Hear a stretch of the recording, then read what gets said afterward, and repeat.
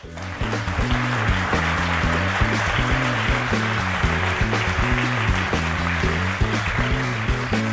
afternoon. Today I want to share with you my leadership utopia. And when I was discussing this with a friend of mine, he was asking, leadership in utopia? Would we even need leadership in utopia? Isn't utopia finally the place and the moment where we can get rid of all of these leaders and live free? Well, I don't know. I think in a utopia there will be humans, hopefully. And if there are humans, there will hopefully still be social beings as well.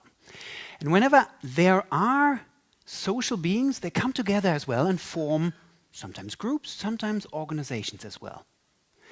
And when there are these organizations, then I think the words of Peter Drucker are true. Only 3 things happen naturally in organizations: friction, confusion, and underperformance. Therefore, you don't need anything, but everything else requires leadership. So I do think also in utopia we should look at a leadership. But the question is, what kind of leadership? Should we look at the hero model of leadership, where the shining star is the ideal person?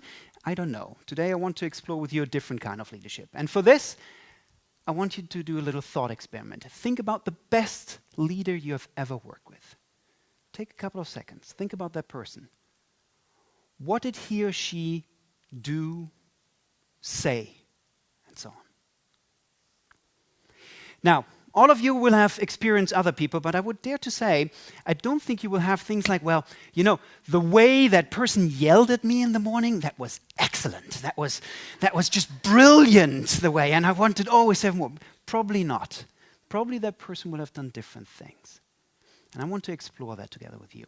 Now, I do think leadership is an interesting thing, and sometimes it's over-glorified, but whenever you become a leader, and I had the chance to lead small teams, large organizations, non-profit, profit organizations, whenever you become a leader, you have like a rendezvous with reality. Leadership is a bit like parenting, right? You have all these visions and ideas what you will do, and then you're in the moment, and then what I would call the leadership problem formula kicks in. And probably the people you have thought about just a second ago have mastered this formula. What does that formula look like? Every leader, and every of you who has ever been in a leadership position might have faced these challenges. I think every leader faces the leadership problem formula, and that goes TLT times people times power. First one is TLT, which for me stands for too little time. There's just not enough time to do things, and you can't pass it around, oh, somebody will take care of it. No, it's you, and then you need to do something. And what many people then fall back in is what I would call the headless chicken syndrome. They run around and say, oh, no, you do that, you do that, you do that, you do that. And that might then not be the greatest leadership. Then comes as well people. All leaders have to deal with people. And for me, I'm always reminded of my very first official leadership position, more than 10 years ago. So I would have my first direct reports, and the first direct report was coming into the room, and I had it all lined up. I had the vision, I had the team spirit, I had the story to tell, basically. And that was a very assertive young gentleman who came to me and said, Lars, that's all nice, but I have a question for you. Actually, I studied the email policy of the company. And you know, I have a motto I live by. And I always include this, and I have this for the past 5 years, I always include this in my email signature. Can I do this as well in this company? And there was, with all my stories and with all my vision and so on, it was like, what? Is that what leadership is all about? So I was studying the manuals for 2 hours and so on. Finally, we said, okay, yeah, let's go ahead with this one. But everybody who's ever led will see like it's not always about the glorious and shiny things, but it's all about the little things, the little discussion that we have to do. The last element is power, and that's an interesting one. There's a very interesting study done at the University of Berkeley in '98, and they brought in random students and selected them randomly in groups of 3. And from these groups of 3, 2 of them had to do a 2-hour assignment, and one of them was randomly assigned to be the supervisor. And then, as social science experiments goes, there was a special twist to it. At half an hour, the researchers then brought in cookies. And of course, it was videotaped. And then they observed what happens actually there. They had some hypothesis. And sure enough, the people who were randomly assigned to be supervisors significantly ate more of the cookies, but not only this. They actually left significantly more of the breadcrumbs as well on the table, like I'm this, and it was very visually measurable.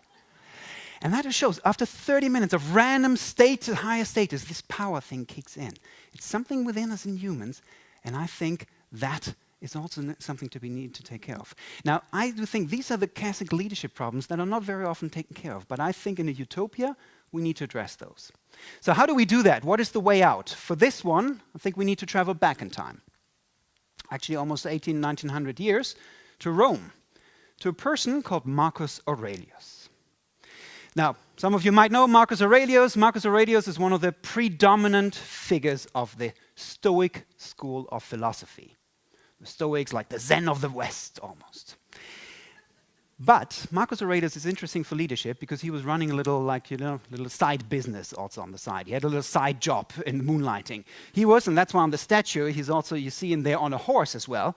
He was at the time as well, on top of being a philosopher, he had the side job of being the emperor of Rome at the time. And the historian William Irvine calls him actually the true beacon of enlightened leadership. He was supposed to be one of the last of the 5 good kings of Rome.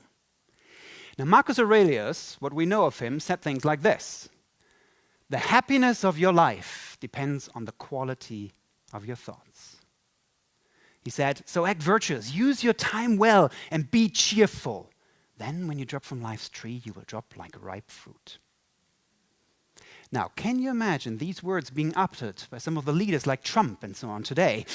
Most likely not really. What did he do? And we know a couple of things that were transmitted from this one. I think that is a sign for utopia leadership that we can dive into. He was focusing a lot of his time on a field which I would call self-leadership. Leading oneself first before going out and leading others. And I think that, in my leadership challenges, helped me enormously to actually face some of the challenges of the leadership formula that I've shared with you. The founder of Visa, D. Hawk, once said, if you want to lead, invest at least 40% of your time in leading yourself first before you go out to others.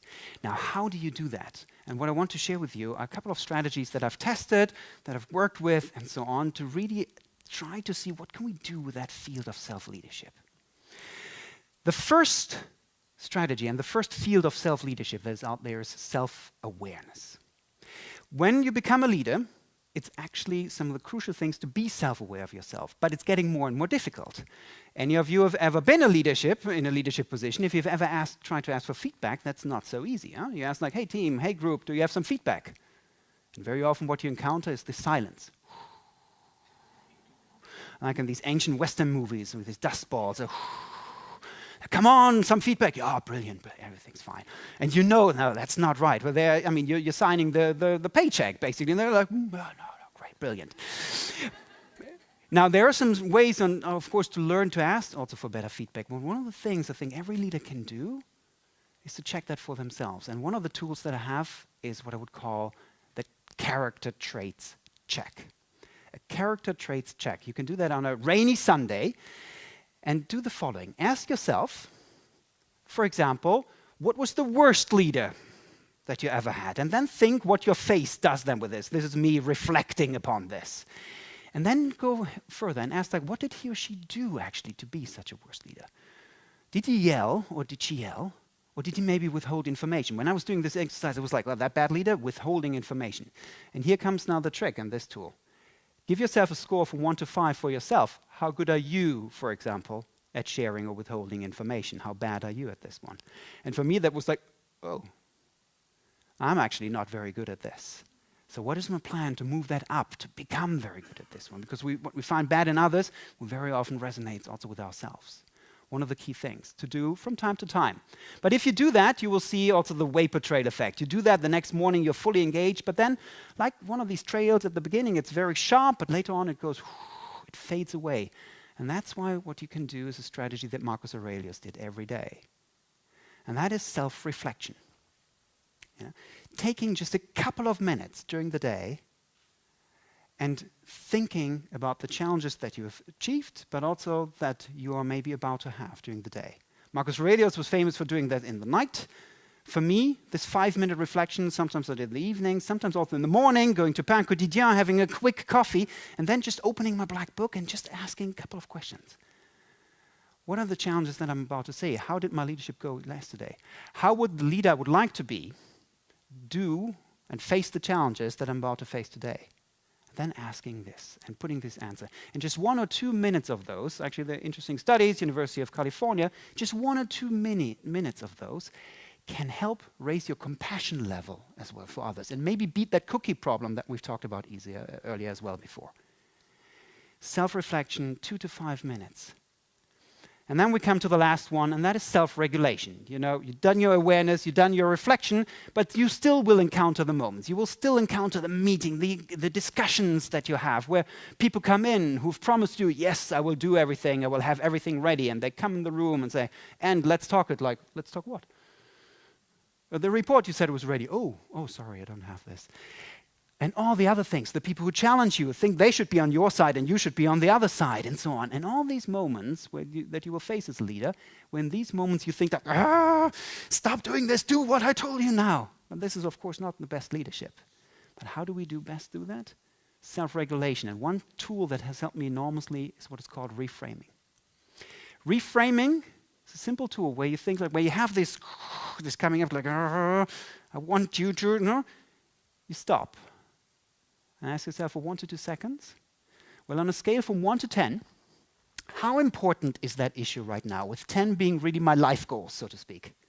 Where is that? If it's a 10, well, then you better engage really fully in it. But maybe very often it's more like a 2 or 3, and so on. And that reframing, that taking a step back can help you enormously in actually addressing the situation. Small strategies, small things, but what I would encourage you to do is think about this when you have a leadership position.